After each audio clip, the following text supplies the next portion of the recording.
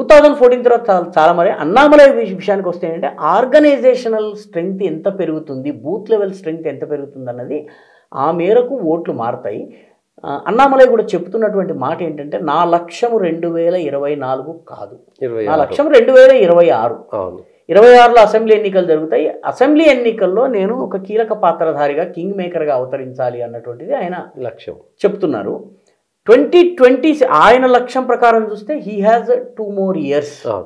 కాబట్టి ఈ 2 yearsలో ఏం జరుగుతుందన్నది మనం చూసిన తర్వాత మాత్రమే మనం చెప్పగలము. తమిళనాడులో బీజేపీ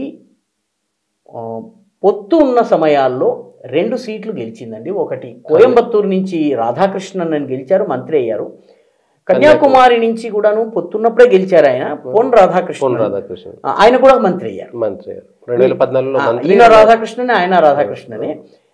చెన్నైలో కొన్ని బెల్ట్స్లో బీజేపీకి ఓట్లు బాగున్నాయి. మీకు 4 ఎమ్మెల్యేలు గెలిచారు కదా మొన్న గెలిచిన 4 ఎమ్మెల్యేలు ఒకరు కోయంబత్తూరు, ఒకరు ఈ దక్షిణ ప్రాంతం నుంచి, ఒకరు చెన్నై ఏరియా నుంచి గెలిచారు. ఇంకొకతను ఆయన అన్నా డిఎంకే నుంచి వచ్చి బీజేపీలో చేరి చాలా రాజకీయ అనుభవం ఉన్నటువంటి వ్యక్తి, ఆయన పేరు తక్షణం గుర్తు రావడం లేదు, but is a very senior politician with a local base. ఆయన కూడా బీజేపీకి ఉపయోగించి 4 సీట్లు గెలిచి అన్నామలై స్వయంగా ఓడిపోయారు.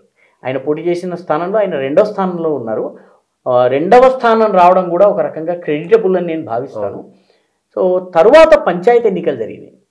తమిళనాడులో టర్నింగ్ పాయింట్ పంచాయతీ ఎన్నికల్లో అప్పటికప్పుడు అభ్యర్థులు నిలబెట్టినా కూడా బీజేపీ గణనీయంగా గ్రామ స్థాయిలో గెలిచింది.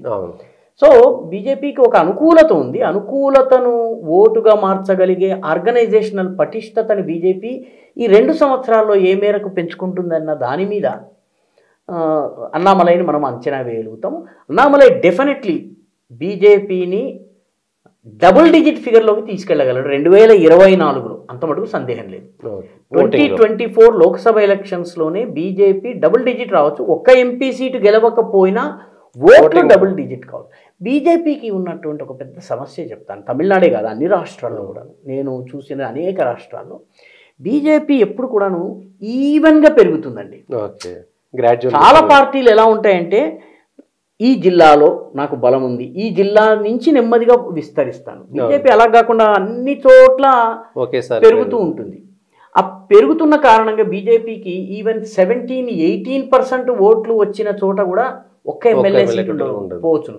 కేరళలో బీజేపీకి 18% ఓట్లు వచ్చినాయి. మొన్న లోక్సభ ఎలక్షన్స్ తర్వాత జరిగిన అసెంబ్లీ ఎన్నికల్లో 18% ఓట్లు వచ్చినాయి, ఒక్క సీటు రాలేదు. ఇక్కడ ఆంధ్రప్రదేశ్లో 18% ఓట్స్ తోటి చిరంజీవికి 18 సీట్లు వచ్చినాయి. బీజేపీకి 18% ఓట్లు, ఓవైసీకి 6-7% ఓట్లతోటి, ఓవైసీకి అయితే 4-5% ఓట్లు, యాక్చువల్గా అయితే 2% ఓట్లు అనుకుంటాను మొత్తం రాష్ట్రం కలుపుకుంటే. ఆయనకి 6 సీట్లు వచ్చినాయి. అదేంటంటే లోకల్. బీజేపీ నిన్న అన్ని చోట్ల సమానంగా పెరగడం వల్ల బీజేపీకి 30%, 25-28% ఓట్లు వస్తే తప్ప సీట్లు రావు. కాబట్టి బీజేపీ ఎక్కడ ఏ రాష్ట్రంలో చూసినా కూడా మీకు ఆ 25%, ఒక జమ్మూ లాంటి ప్లేసెస్ వదిలిపెడితే మీకు ఆ 25% దాటితే తప్ప బీజేపీకి సీట్లు రావడం కష్టం. లేకపోతే పర్సంటేజ్ వైజ్గా మీరు చూస్తే అన్ని చోట్ల వస్తాయి. ప్రతి నియోజకవర్గంలో 10